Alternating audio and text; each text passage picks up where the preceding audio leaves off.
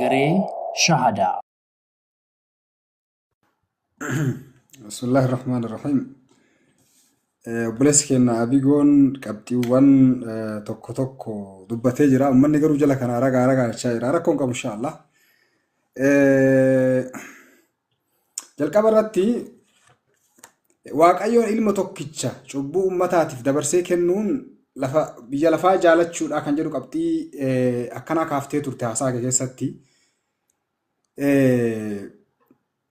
Akka dhugaa yoo dubbanne alhamdulillah ilmaan sadii qaba, ilmaan dhiiraa sadii qaba.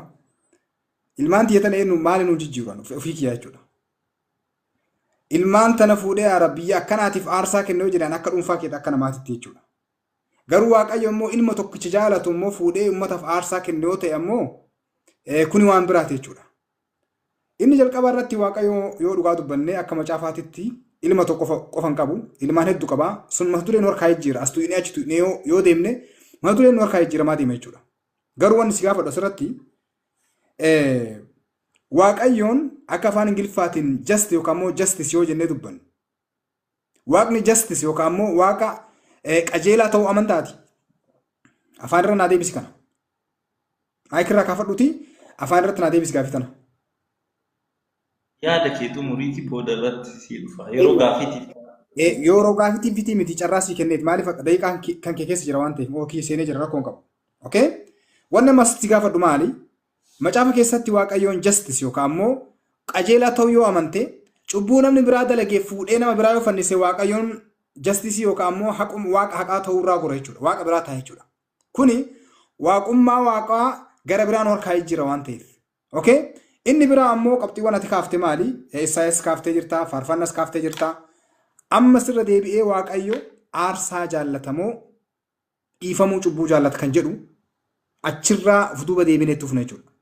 Okay, gara qabxii kennaa gara qabxiidhaa yookaan ammoo gara haasaa kiyyaa yeroo deebi'u qabxiin keenya kanadhaa salvation kan jedhamu arragaadhaan deema inshaallah argaa sigarsaa deema ammas garsaa deema amman ragaa waan ta'eef qabxiin keenya fayyina yookaan ammoo salvation kan jedhamu yoo ta'u asirratti rasuulli rabbi alayhi salaatu wasalaam waan jedhii nu barsan qaban kun afaan arabiffaati akka eegar sa'aatii kiyya qusatuuf jecha ati nama barate waan ta'eef ingiliffara sii kaa na wajjin dubbadhu asirratti hadiisa qudsii keessatti hadiisa qudsii ka argaa jirtu kanarratti rasuulli rabbi alayhi salaatu wasalaam jedhan I had the messenger of Allah says in dhagee ergamaa rabbi kan jedhan Allah the Almighty said O son of Adam yaa ilmaan Adam okay akka eegar Yesus cubbuu Adamiif nu du'e akka hin jenne Rabbi maal jedhe O son of Adam.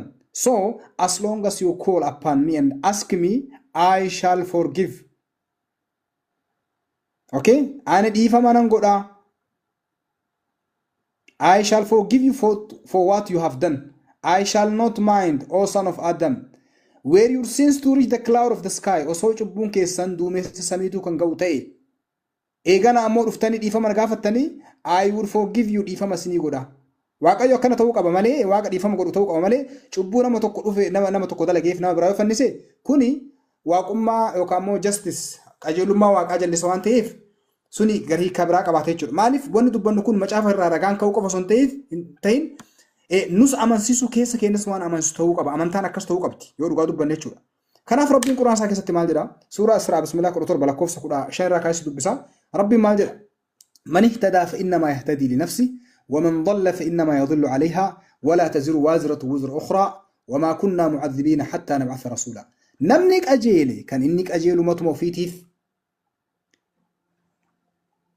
نمني جلتس كان إني جلتو أوفما إرتي لبون بآ بادتو كاملين بآ لبو براهم بادتو هنگ إرقما إرقونت كان أدم نسنتاني جد ربين أكنا Rabbiin Quraan isaa keessatti namni tokko yoo qajeele mataa fiitiif yoo jallatas ufuma miidhaa haga ergamaa ergunutti namni ergaan biran gahin Rabbiin akka isan adamne kan Rabbiin nu barsiisa jechuudha. Itti ufee wa idha aradna an nuhlika qaryatan amarna mutrafiha hatta addumatan irratti laali fafasaquu fiha fahaqqa alayha alqawl fadammarna tadmira yeroo magaalaa tokko balleessuu feene namoota qanani'oo ishee akka Rabbiin sodaatan ajajnaa jalqaba inni ajajamu yoo isaan didan kan Rabbiin magaalaa san balleessu jechuudha. Itti ufee Rabbiin fakkeenyaaf akka namni yookaan Rabbiin waan yookaan ammoo kana dura Rabbiin magaalota hedduu Rabbiin hin balleessin akka hin jenneef wakam ahlaknaa min alquruun min ba'di nuux wakafaa birabbika bidunuubi cibaadii khabiiran basiira nuux in boodas magaalota irraa meeqaatan balleessine osoo hin balleessin dura garuu rabbiin ummataan rabbiin sodaadhaa jennee rabbi sodaachuutti ajajnee jirra. Kun hundi maali adlummaa yookaan immoo rabbii haqaa ta'uu waan garsiisu irraa jechuudha. Okay? Itti ufnee rabbiin quraana isaa keessatti maal jedha? Cubbuu dalagne tanaaf rabbiin dhiifama nuu godha moo nama biraa fudhee nuu fannisa kan jedhu ammas gaafii keessa gala. Rabbiin quraana isaa keessa suuraa Zumar irratti boqonnaa 39 lakkoofsa 53 irraa kaasee qul yaa cibaadii alladhiina asrafuu calaa anfusihim لا تقنطوا من رحمة الله إن الله يغفر الذنوب جميعا إنه الغفور الرحيم يا محمد جدي يا قبر تنكي كلبو إساني إرتي دانغا دبرتن مالي شبو دلقودان رحمة ربي إرى أبديهم مرتنا لقمت ربي بلسا هندا ني أرارما إني أرارما رحمة قرآن هاجر يجول وأنيبوا إلى ربكم وأسلموا له من قبل أن يأتيكم العذاب ثم لا تنصرون أدو أدب نسنتن دفن قال ربي كيساني دي بآ wani nurraa eeggamu akka adabbii nutti dhufne akka si'ooliin nu nyaanne akka hin banneef wanni nurraa eeggamu gara rabbii deebi'uudha. Kana qofa. Akkasumas rabbiin وإذا سألك عبادي عني فإني قريب أجيب دعوة الداعي إذا دعان فليستجيبوا لي وليؤمنوا بي لعلهم يرشدون. yeroo gabrootan kiyya ana irraa si gaafatan yaa ergamaa kiyya Muhammad dhugumatti ani isaanitti dhiyoodha jedhin kadhataniif yeroo inni na kadhate nan awwaadha akka qajeelaniif jecha naaf haa awwaatanu nattis haa amananii jedha. Akkasumas itti ufee rabbiin quraana keessatti inna Allah laa yadlimu mithqaala dharra wa in taku hasanatan yudaacifa wa yu'ti min ladunhu ajran caziima. Dhugumatti rabbiin hanga madaala atomii tokko rabbiin hin miidhu hin zollomu yoo isheen dalagaa gaarii taate dachaa ishee taasisaa. Rabbiin rahmat qabu ta'uu yoo ati khayrii takka dalagatte dachaa sii godha inumayyuu maaliif cubbuu nama tokko miidha. Itti ufee mindaa guddaa isa biraa ta'es dabalaa. Rabbiin itti dabala jechuudha. Rabbiin quraana keessatti ammallee akkuma argaa jirtan suuraa An'aam bismillah 6 lakkoofsa 106 irratti mindaa wanni nu hagam takkaan nu baay'isa jennaan man jaa'a bil hasanati falahu 10 amsaalihaa. Khayrii dalaydan san meeqaan isinii baay'iftu akka heegar meeqanaa baay'isa rabbiin asirratti isinii baay'isa jedhe meeqanaa baay'isa itti yoo gaafate deebiin asumas jira. Namni toltuun dhufe isaaf toltuu fakkaattuu ishee rabbiin 10 dabalaaf 10tu isaaf dabala jedha. Namni hamtuun dhufe ammoo inni fakkaattuu ishee malee hin gartami hin mindeeffamu. Rabbi akkanaa ta'uu qaba. Ittuuf ammas kuni kan argaa jirtu rabbiin suuraa zalzalaa irratti illee maal jedha بأن ربك أوحى لها يومئذ يصدر الناس أشتاتا ليروا أعمالهم فمن يعمل مثقال ذرة خيرا يرى ومن يعمل مثقال ذرة شرا يرى كي يتوني أما سيكاس هندي ساندوكم قرآن رام سيكاس كنيني ربي أرارماته ربي نمن ظلمته يود خيري دلقت ربي من كل أنسي بايسو يود شري دلقت سنقف ستكبو ربي الرحمن تهو رجل أوكي أما مو قرأ مجافة دي بنا كوني مجافة سينا بار لما فا بقولنا تربرا كافني دي دبفنيجو سر التلال مجافني مال جرا كريستانيتي مال برسيفتي لقمت دبينا كاتيه تسمو مجاف كيس وان برا تجرا أسرتي كاتي أرجعتكم مجاف سينا برا إسا لما فا كيستي بقولنا تربرتي سبني كو جرا مجافني لال سبني كو وريدون فا كو تان كن God of day بساني أنا بربادتني كرا إساني إسهاما إرادي بأني يونا كدتن أني واق إرا إساني فنان دقاجر waaqayyoon atitti amantu waa kana yoo ta'e yaada jijjiiremoo wanni dhaga'uu didee wa ilma isaa ergeef maali? Wanni nama badii dalageef fuudhee nama badii dalageef fanniseef maali? Moo waaqni kun kan biraati kan ati akka kiristaanummaa itti amanaa jirtu kan biraati jechuudha. Ijji koo gara kadhata iddoo kanatti kadhatamtu in ilaalaa gurri koos isa in dhageeffataa jedha.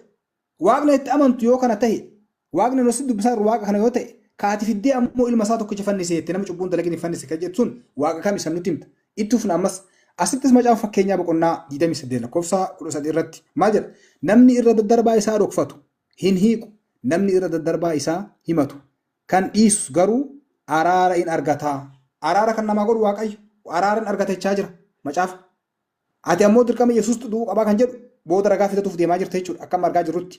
Garuu macaafnu maal jedha asittis kan ati argaa jirtu macaafa raayicha boqonnaa 55 lakkoofsa irratti namni jal'aan karaa isaa isa jal'aa haa dhiisu namni hamaanis yaada isaa isa hamaa irraa haa deebi'u gara waaqayyo keenya isa araarri isaa guddaa ta'etti haa deebi'u innis isa immaaraa jedha macaafa.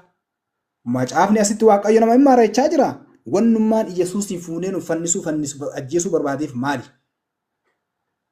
Kunin nabiyyi rabbi zollamuu yoo taate malee akka macaafaatitti namni tokko araara argatuuf akka macaafa keetitti yoo sirri dubbistee jiraatte wanni nabiyyii fuudhanii yookaan ammoo akka atiitti ilma waaqayyoo fannisuu barbaachisu takka illee hin jirtu jechuudha. Itti ufuna ammas oriijinaal siin kan jedhu reef kaaftee turte. Oriijinaal siinii mee akkuma atiitti aaddamirraa haa kaafnuti oriijinaal siinii.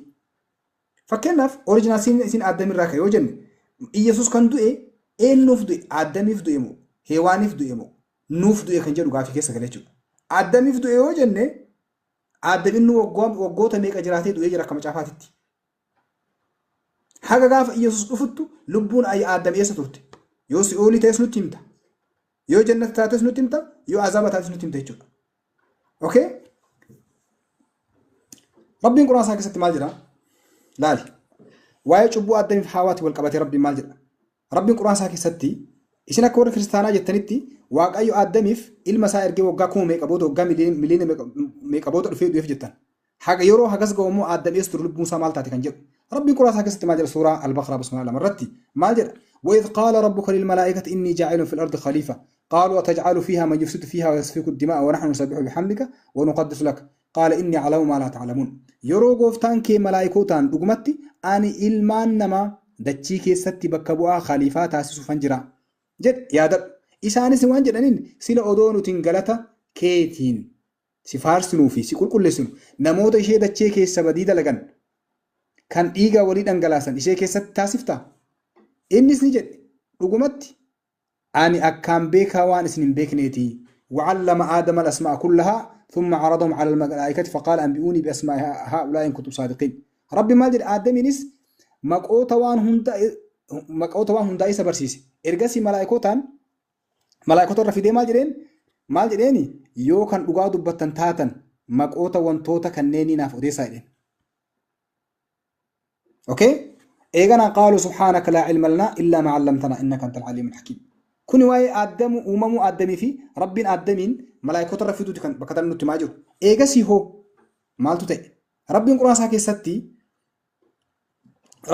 ستي مال جدين سورة البقرة لكوف صدومي سديرتي قال يا آدم أنبئهم بأسمائهم فلما أنبأهم بأسمائهم قال ألم أقول لك إني أعلم غيب السماوات والأرض وأعلم ما تبدون وما كنتم تكتمون جريتف اتفقوا بلا كوسو فرتي واذ قلنا للملائكه اسجدوا لادم فسجدوا الا ابليس استكبر وكان من الكافرين لا ادم اندر انو دي ربي دي كان جد شبون ادم ران كانه وني قبتي كان سيكاسف اوريجينال سين افدي ماجران يرون تي ملائكوتان ادم في سجود غدا جنس ياد ابليس يوكامو شيطان مالي اسان سجودني ايج ربي فرتن اني مال دي ابليس مال دي ني دي نيبونس كافروت الرايست ادم اندر شبون برا سيني برا تجريجو وقلنا يا آدم اسكن أنت وزوجك الجنة وكلا منها رغدا حيث شئتما ولا تقرب هذه الشجرة فتكون من الظالمين أسرت بكتنا برا تقود تجريجو ربي ما جرى دوب القرآن كستي نوان جنين يا آدم أتي في نيتي منكي جنة كيسا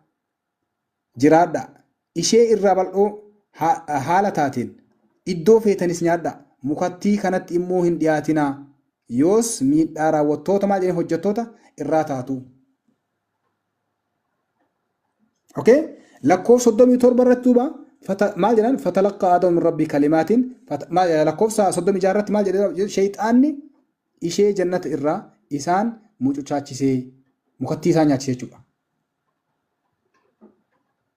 اوكي ايغان ادو فتلقى آدم من ربي كلمات فتاب عليه انه هو التواب الرحيم آدمس غوفتا إسا إرّا جچوتا فدته سنبوت ربي ما جنان إيفما إساف قول إلالي واني يسوس رفو إيغ سنجرو قرآن تيچو إيفما إساف قول dhugumatti inni rabbiin isatu akkaan tawbaa qeebala akkaan rahmata godhaadha rabbiin jechuudha kanaaf cubbuu addamiif rabbiin waggoota hagas ga'u eeguun barbaachifne jechuudha rabbiin dhiifama godheefii jira suwaan mataa hidhame jechuudha gara macaafaa deebina gara macaafaa yeroo deebinu uumamuu boqonnaa lama irratti maal jedha macaafni waaqayyo gooftaan namicha fuudhee iddoo dhaaba eedan sana akka tottolchuuf akka eeguufis maal jedha achi keessa hin kaa'e yommus waaqayyo gooftaan namicha abboome ija mukkeetti iddoo dhaabaa kana keessa jiran hunduma irraa in nyaatta ija mukichaa maal jedheen ija mukicha nyaatanii hamaa fi gaarii itti beekan sana irraa garuu hin nyaatin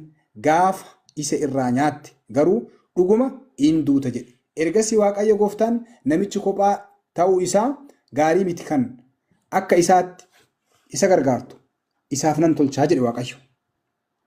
Gubbatti wanni bakka kanatti Waaqayyo yeroo Edanii keessa teechise akka mukattii irraa nyaatan, akka jannata irraa nyaatan, muka irraa garuu akka hin nyaanne kan isaaniin akkas ammallee boqonnaa lakkoofsa irratti isin ija mukicha irraa yeroo nyaattan ijji keessan akka banamu hamaa fi gaarii beekuudhaan. Sa'aatiin keessan dhumee jira Ustaas.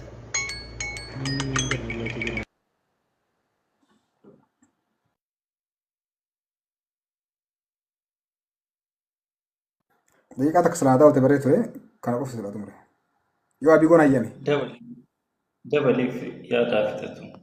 Okay, isaas daqiiqaa takka dabaltaa. Daqiiqaan qabiniiti dabaleef yaada jalqabee tumure. Okay. Asirratti wanni bakka kanatti baradhu maali? Waaqayyo Addamii mukattii hin nyaatin jedheen. Garuu mukattii Addam nyaatee jira yookaan Addamii Heewaan nyaatanii jiran. Gaafa isaan nyaatan kana Waaqayyoon akka reef kitaaba keessatti dubbanne ani araaramaadhaan dhiifama cubbuu dhiisaa jedhee osoo jiru akkamitti Addamiidhaaf Waaqayyoon dhiisuu dhabee waggaa hagana ga'u Waaqayyo eessa ture kan jedhu. Kanaaf sanitti dhufna eegana ammoo Yesuus fannifamee moo hin fannifamne akkasuma ammoo waa'ee sacrifice yookaan ammoo lamb of God kan jedhame akka macaafaatti Yesuus hoolaa Waaqayyoo jedhamee jira. Yesuus hin fannifamuun dhugaadha moo dhugaa miti kan jedhu mata duree kenna waan ta'eef waa'ee fannifamuu irratti inni itti fufuu danda'a jechuudha.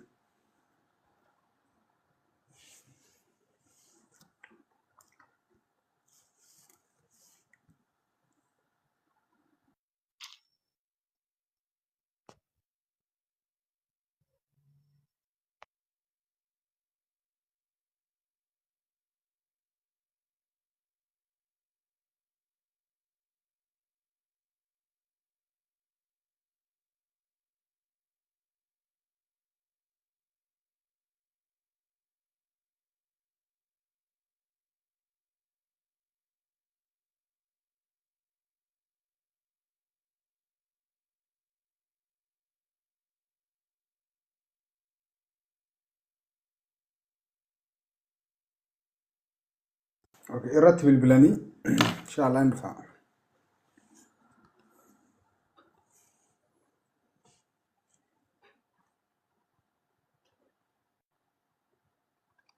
Namoonni biraan ergatina maal namni gara koo ergatu akkamitti soo galchina?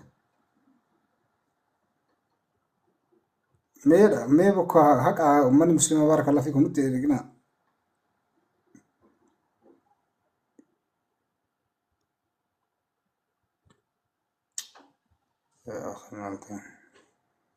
Abdii manni maal ta'e soo?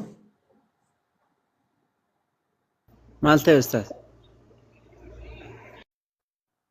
Okay, irra bilbilanii.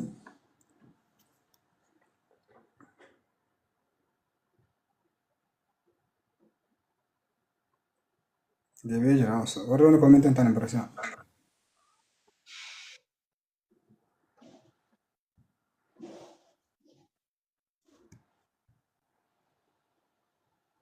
Sorry, yonnaan na baaseeti.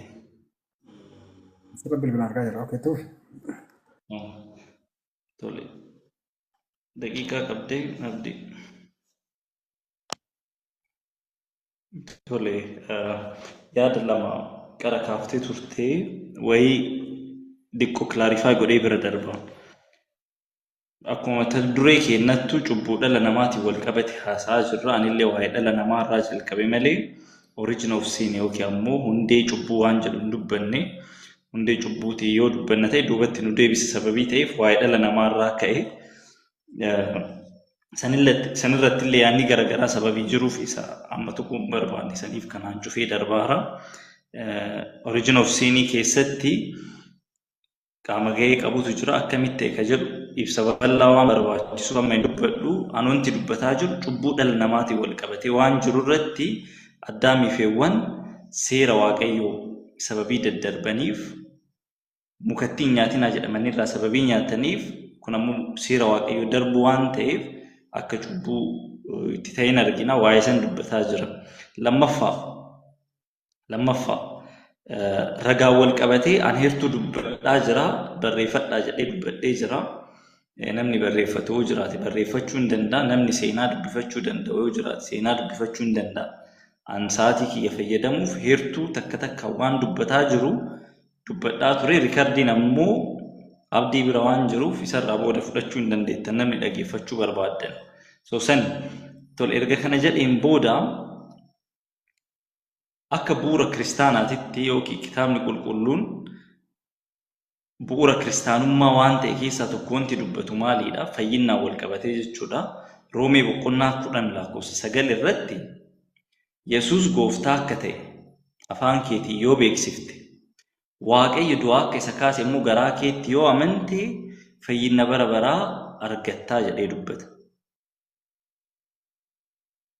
Lammaffaa tokkoffaa Tasalonqee boqonnaa 4:14 illee dhaqnee gaafa ilaallu Yesuus du'ee du'aa akka ka'e erga amannee akkasuma immoo Waaqayyo warra obbaafatan karaa Yesuus Kiristoos isuma wajjin deebisee akka fidu hin amannaa jedhee innaa dubbatu hin argina.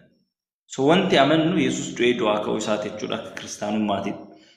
Phexros tokkoffaa boqonnaa 2:24 irratti illee nuyi cubbuu jalaa duunee qajeellinnaaf akka jiraannuuf inni ofii isaatii cubbuu keenya dhagna isaatti baatee fannotti ol ba'ee madaa'uu isaatiin isin hin fayyifamtanii jedha.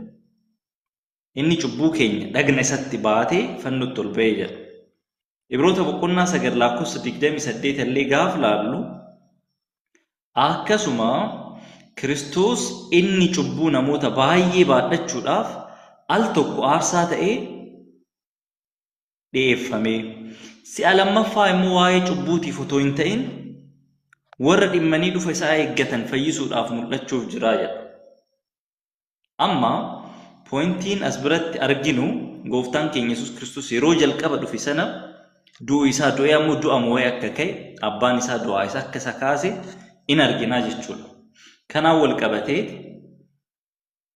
jalqaba qabxiin jala sararamee beekamuu qabu dhuguma Yesuus Kiristoos du'eeraa. Du'a hoo du'a akkamii du'e ka jedhu beekuu qabna jechuudha. Kitaabni keenya qulqulluu wangeela arfanuu keessatti waa'ee du'uu isaa ifa godhee dubbata. Maatiyus boqonnaa 27 lakkoofsa 31-53 dubbisuu hin dandeenya. Maarqos boqonnaa 10 lakkoofsa 20-38, Luqaas boqonnaa 23-26-46, Yohaannis boqonnaa 19 lakkoofsa 16-30 kanneen hunda keessatti wangeela arfanuu keessatti waa'ee fannifamuu fi du'uu gooftaa keenya Yesuus Kiristoosii hennaa dubbatu hin argina jechuudha. Tole, hennaa du'u kana hoo maaliif du'e? Eenyuuf du'e? Ka jedhu gaafii ka ta'u. Kanaan wal qabatee qara Arabii waa kaaftee turte. Maal kaaftee?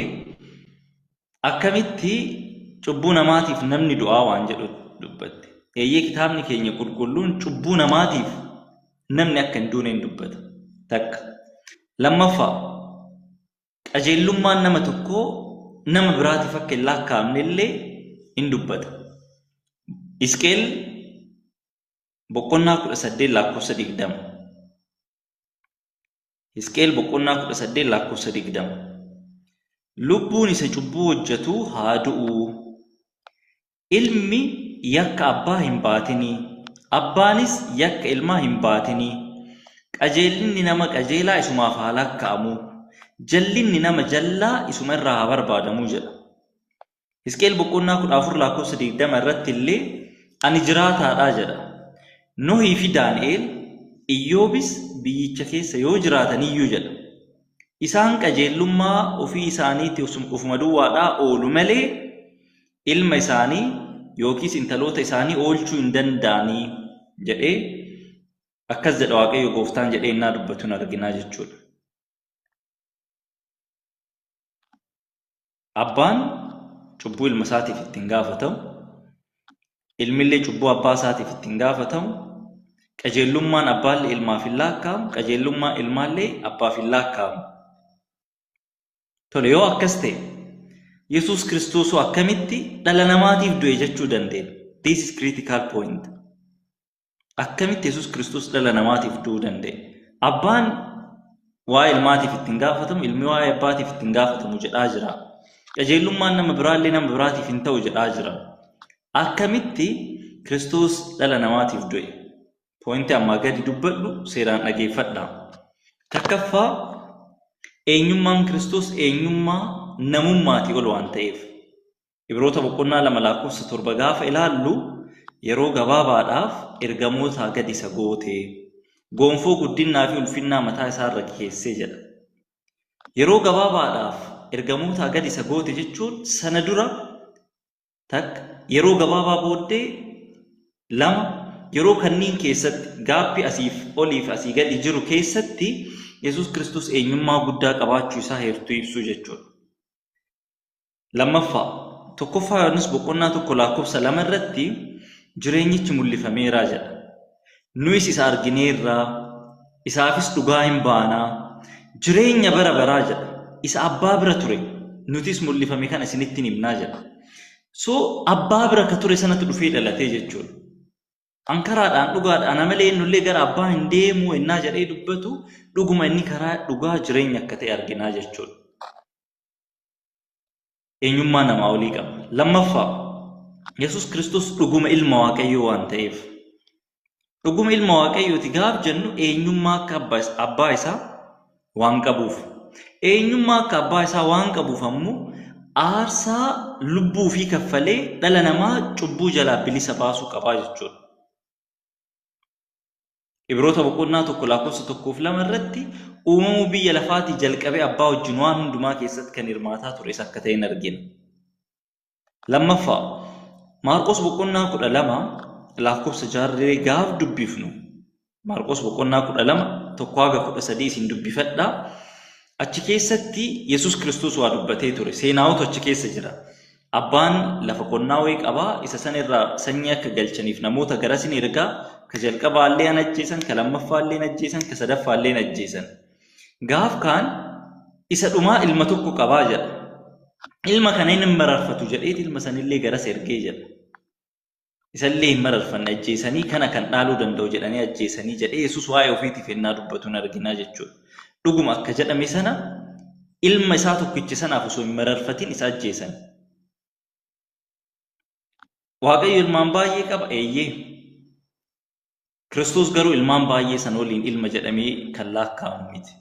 Kiristoos ilma Waaqayyoo isa tokkichaa eenyummaa Waaqayyoo kan akka isaa san kan qabu akka ta'een arginaa jechuudha. Sanii wal qabateeti Roomee boqonnaa 6:9-10 illee gaafa ilaallu Kiristoos warra du'an keessaa erga kaafame jedha.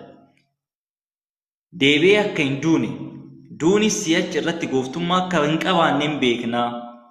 Du'a al tokko waa'ee cubbuutiif du'e jireenya isaa amma ammoo Waaqayyoof hin jiraata jedhee ennaa dubbatu hin argina. So si'a tokko ennaa dhufee du'u sana cubbuu ilmaan namootaatiif du'ee jedhee dubbata. Kun ragaa kitaaba qulqulluuti. Kiristoos dhuguma du'ee jira. Yoo du'u kan ammoo cubbuu ilmaan namootaatiif du'e eenyummaa namummaa ol ta'e waan qabuuf aarsaa dhala namaatiif kan kaffaluu danda'u isa qofa waan ta'eef yeroon isaa yeroo gahetti waaqarraa dhufee aarsaa kaffaluu qabu kaffalee warroota bara baraaf cubbuu jala turan gara bilisummaa bara baratti gara jireenya bara baratti ceesise. Kiristoos ilma Waaqayyoo akka ta'e cubbuu namaatiif akka du'e nama amanu qubatu fayyina bara baraa argata.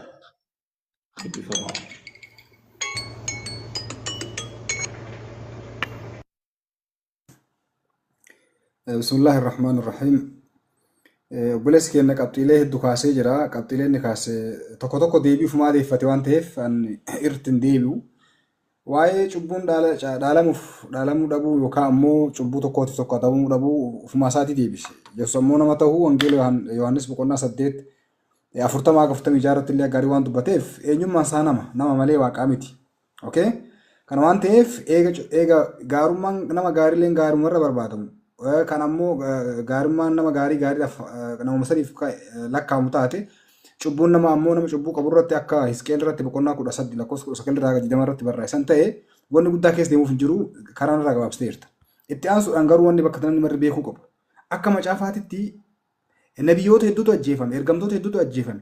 Osoo kan ajjeefame akka isaan jedhan mee ajjeefame yoo jennu akka isaan jedhan fakkeenyaaf akka macaafa kiristaanaatitti akka macaafa kiristaanaa jedhutti fakkeenyaaf osoo kan ajjeefame Yesuus qofa ta'e xiqqoo shakkii nama keessatti uuma. Okay? Yoo inni qoftu dhufe. Garuu nabiyyoota meeqatu ajjeefame, ergamtoota meeqatu ajjeefame akka macaafaatitti. Isaanuu eenyuuf jecha ajjeefaman.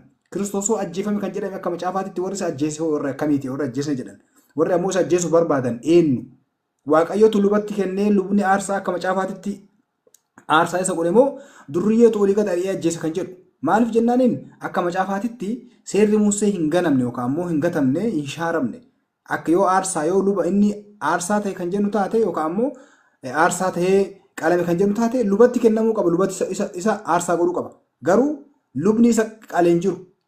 Barattoonni isaa gaafa inni qabu biraa baqatan kan ammoo ragaadhaan uummanni ragaa barbaadu waan ta'eef takka takkaan tuufna jechuudha. Jalqaba irratti Rabbiin Qur'aan isaa keessatti maal jedha? Rabbiin Qur'aan isaa keessatti maal jedha? Rabbiin suuraa Imraan Bismillah 3 aayaa 21 irraa kaasee إن الذين يكفرون بآيات الله ويقتلون النبيين بغير حق ويقولون الذين يأمرون بالقسط من الناس فبشرهم ويقتلون الذين يأمرون بالقسط من الناس فبشرهم بعذاب أليم. رغمت إسان كي يتوت ربي كفران وروني وربي أمانو ديدن كافر توت يجور كران على نبيوت أجيساني في نموت الراس ورحك أتي أجانس أجيسانو أدب بلا لسة سانف جرا كان أجيفهم في برباد من يسوع قبض صنتين نبيوت هدوت أجيفهم يا كقرآنات التكربين قرآن كسنو تموت أوكي ربي القرآن ساكت ستعمل لي والرسل أولئك حبطت أعمالهم في الدنيا والآخرة وما لهم من ناصرين إساء ورّا دعم سقلين إساء ورّا دلقالين إساني الدنيا في آخرة اللي جلا بدي نمني نبي ربي أجيسو أكسوس نم نبي ربي نأجيفهم جلسون ورّا كسي ورّا وان كان ديكرن ورّا دلقان إساني الدنيا في آخرة اللي جلا بدي لي ربي كي يتوت براكي ست اللي سورة عمران بسم الله سدي آية أفكر على مرة اللي أكسوس ربي القرآن سورة البقرة بسم الله آية جات بتقرت لكم أرجعيرتن أكسوس بكيد ربي نعمل لي سورة البقرة بسم الله آية سقلت ميتوك أكسوس القرآن كيس سورة مائدة بسم الله شان آية تربعة مرة اللي كي يتوني أسرت أرجن كونن دنو وروني كان درا نبيوت ربي يرجم ربي هدو يحيى دبلتي زكريا نبيوت هدو كجيساتوران غيري أمو ربي نسولب بنجرن جلافود غرب بنجر سامي فود هدو ده يجو كونهم دواني غرسي سومالي أوسو كان أجيفهم في برباد ميك كسان جدًا يسوع سينقفته تكو أكنما كريستانا تكوتو كشكينا كنما كيساتوم غرو كان أجيف من هدو يو يسوع أجيف من وين أجيف من شبور أفتي نبيوت كانين كان إرجع واق أيو يروسان أجيف من واق أيو كان جرا كانوا إنه في تشالسي إتفقنا مس غرا ما شافه ديبنا ما شافه كيسات كان سرقة تنقو وانجيل ماتيوس بقولنا دم سيدرت يسوع أفان ساتي وان دبتي كم مالجر يسوع أما إمو يا يروسالم ishee raajota ajjeeftu warra sitti ergamanis dhagaadhaan rukuttu indaaqoon cuucota ishee qooccoo ishee jalatti akkuma walitti qabattutti si'a meeqa ijoollee kee walitti qabuu barbaade atii fi ijoolleen kee garuu hin barbaanne ilaa manni keessan onee inafaa nabiyyoota akkasaan ajjeesaa turan Iyyasuus hin qofaa miti akkasaan jedhanitti kunoo nabiyyoota iddoo akka ajjeesaa turan Iyyasuus dubbate jechuudha maaliif nabiyyi lakkoofsan qabne jechuudha akka fakkeenyatti yoo ilaalle kun fakkeenya seera mootummaa boqonnaa 18 irratti Ahaab immoo itti gaafatamaa mana mootummaa isaati Obaadiyaan iwaamsise. Obaadiyaan kun nama garaa isaa guutumatti Waaqayyoof kenne ture. Isaabeel yeroo raajota Waaqayyoo ajjeesaa turetti ajjeesaa ture raajota Waaqayyoo ajjeesaa turetti Obaadiyaan immoo raajota 100 jalaa fuudhee 50 holqa dhagaa keessa isaan dhokse. Achitti buddeena fi bishaan in kennisiisaaf ture. Nabiyyoota hedduu ajjeesaa turan ergamtoota hedduu ajjeesaa turan akka macaafaatitti nabiyyoonni kun eenyuuf cubbuu eenyutu jecha ajjeefaman cubbuu eenyu baadhatan akkasuma macaafa keessatti kunis seera mootota boqonnaa 19 irratti illee haaluma wal fakkaataadhaan akkasuma macaafa keessatti kan argaatan Nahamiyaa boqonnaa 26 irratti illee booddee garuu isaan si didanii ka'an malee hin abboomamne seera kees of duubatti ingatan raajota kee warra gara keetti isaan deebisuuf jedhanii dhugaa isaanitti ba'an in ajjeesanii raajota ajjeesan warri raajota ajjeesu malee warra haqa hin barbaanne jechuudha gabaabatti. Kana gochuun isaanis arrabsoo guddaa hammamii ture arrabsoodha nabiyyi rabbi ajjeesuun arrabsoodha akka macaafa keetitti. Okay? Kuni waan faarfamuu miti. Itti fuudhan ammas kun kan argaa jirtu Luqaas boqonnaa 11 irratti. Dhiiga Abeelii jalqabee hamma dhiiga Zakariyaas isa iddoo aarsaa fi balbala mana qulqullummaa gidduutti harka namatti du'etti dhugumaan isin himaa dhiigni isaanii dhaloota kana irra hin barbaadamaa jedhee dubbata jechuudha. Abeel irraa kaaseetti nabiyyoonni kan ajjeefamaa ture jechuudha. Haaluma wal fakkaataan nabiyyoota garii kan osoo ajjeefamii Waaqayyo lubbuudhaan fudhatee jira. Okay? Suni maal jennaan fakkeenyaaf jalqaba irratti Rabbiin Quraan isaa keessatti yeroo dubbatu Rabbiin Quraan keessatti nutti himame. Isaa qofa osoo hin ta'in nabiyyi biraallee kan Rabbiin gara isaa fudhatee jira. Akka fakkeenyaatti yoo ilaalle suuraa Maryam Bismillah 19 irratti maal jedha wadhkur fil kitaab Idriis innahu kaana siddiqan nabiyya wa rafa'naahu makaanan aliyyaa jedhee dubbate jechuudha Rabbiin. Idriis jechuun Heenok. Okay? Heenok ta'uu Rabbiin Quraan isaa keessatti yeroo dubbatu Rabbi maal jedha kitaaba keessatti Idriisinis Heenookinis dubbadhu dhugumatti inni dhugaa dubbata nabiyyii ture iddoo ol aanattis isa fuunee jirraa jedha Rabbiin. Idriisiin Iliyaasiinis akkasumas Rabbi fuudhee jira jechuudha. Gara macaafa keetitti yoo deemnu taate kana macaafa keessaa ragaa argachuu dandeetta waan ta'eef wal falmisiisu kun. Maaliif kan osoo ajjeefameen fuudhames jira kan ajjeefaman jiru nabiyyiin tokko gara samii fuudhameef lakki jiru abad jiraate jechuu miti. Akka ati jettu fakkeenyaaf yookaan du'ee gara samii fuudhameen akka ati jettu yoo ta'u taate eega cubbuu namaatiif du'ee booda waaqayyo fudhatee yoo taate kuni guutumatti akka macaafaatitti jechuudha. Waan barsiisa macaafaa faalleessu. Maaliif asitti fakkeenyaaf waaqayyo Ibroota irratti boqonnaa 11 irratti Heenook du'a ijaan iyyuu akka hin agarretti. Okay, Yesuus meenumaa yoo du'e jettee amantaati. Okay? Amma laal Heenook du'a ijaan iyyuu akka hin agarretti amantiidhaan ol fuudhame waaqayyo isa waan fudhateefis hin argamne ol fuudhamuu isaa dura immoo waaqayyoon gammachiisuun isaa dhugaa ba'ameeraafi. Ammas itti fufnee kitaaba keessatti yoo kalaalu taate kunis seera Isaayaas 2 irratti utuu isaan waliin wajjin haasa'aa jiranuu boqonnaa 2 irratti jiranii konkolaataan ibiddaa fardeen ibiddaa wajjin dhufanii isaan lamaan gargar isaan baase. Yommus Eeliyaasis qilleensa jabaadhaan gara waaqayyootti ol sokkee. Iyesuus waaqayyoon bira kan jiru Iyesuus hin qofaa miti. Eeliyaasis waaqayyoon bira ol sokkee jira. Macaafni amma deebisee dubbatu baatus Eeliyaasis jira waaqayyoon bira jira jechuudha. Itti fufna ammas waa'ee fannifamuu Iyesuus fannifamuu hin fannifamne. Rabbiin Qur'aan isaa keessatti nabiyyoota hedduu kan du'an eegalutti himu booda Rabbiin Qur'aan isaa keessatti waa'ee ajjeefamuu Iyesuus Rabbiin guutumaan guututti morme. Maaliif? Sirriitti ilaali. Akkuma Idriisiin fa'aa Eeliyaasin fa'aa Rabbiin fuudhetti Nabiyyillaah Iisaa illee Rabbiin ol fuudhee jira. Rabbiin Qur'aan isaa keessatti kun suuraa Al-Baqaraa suuraa Nisaa bismillah 4 lakkoofsa 156 kaasee maal jedha? وبكفرهم وقولهم على مريم بهتان عظيما سببا كفر إسانيت مريم إرت كجب قدا أوديسو إسانيتف إسان أباري وقولهم إنا قتلنا المسيح عيسى ابن مريم رسول الله وما قتلوه وما صلبوه ولكن شبه لهم وإن الذين اختلفوا فيه لفي شك منه ما لهم به من علم إلا اتباع الظن وما قتلوه يقينا أمس وان إسان نتن مسيح عيسى ابن مريم إرجما ربي أجيف نيجر رجلنيف إسان أباري أكما جابك يتتري فرود بس نبي ربي أجيف نيجون الرب صورة نبي ربي توك الرب صورة أجيف نيجون الرب صورة أجيف سونيس الرب صورة نو أجيف ميجر يجونس الرب صورة ربي قرآن ساكي ست أنو ما يو أبار ساجد أكسا يجونو أبارس أكما جابك يتتس أكا قرآن يتسيجون ربي برفعه الله إليه وكان الله عزيزا حكيما وقمت ربي قرأي ستي أولي سفوله ربي انجفتا وقيست إيرا أكسم ربي قرآن ساكي ستي إيسا ربي بلما سينف ربي كراتي وان ترف ربي بلما سينف ربي قرآن ساكست إذ قال الله يا عيسى إني متوفيك ورافعك إلي ومطهرك من الذين كفروا وجاعل الذين اتبعوك فوق الذين كفروا إلى يوم القيامة ثم إلي مرجعكم فأحكم بينكم فيما كنتم فيه تختلفون يرو ربي جلس يا عيسى أني سرفي سادا غركيتس أول سفرادا أول سفرادا أوكي أكا ربي النبي الله عيسى اللي الفرت ربي نتميجو حالا كان أما الجرى مجافة يرو دي بني كوني كاتر غاير تو مجافة عرفنا بقولنا سقلت ميتو كورتي كان جرى سمي دا فودا بكون إيه كان جل يسوس أصلا أجيف من فودا من كان جل إتو نيجو أكا مجافة يسوس أصلا أجيف من جرى واك أيو جرى سمي دا فودا مي أنا رجعت كركان لا جري شهادة مرساليا واسا جري شهادة تيك توكي يوتيوبي في كما ويب سايتين نهردفها جري شهادة